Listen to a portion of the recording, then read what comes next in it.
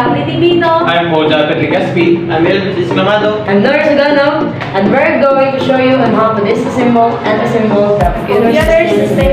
Yay!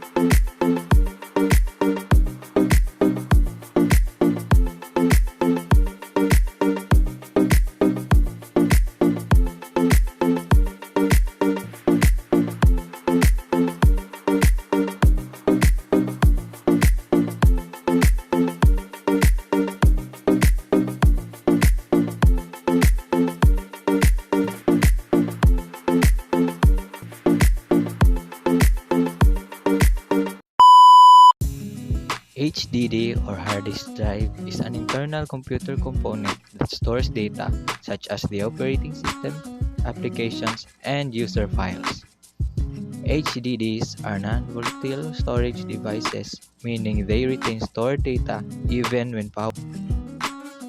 Fan cooler can keep the operating temperature minimized. Central Processing Unit, also called Central Processor or Main Processor, is the most important processor in a given computer. Its electronic circuitry executes instructions of a computer program, such as arithmetic, logic, controlling, and input or output operations.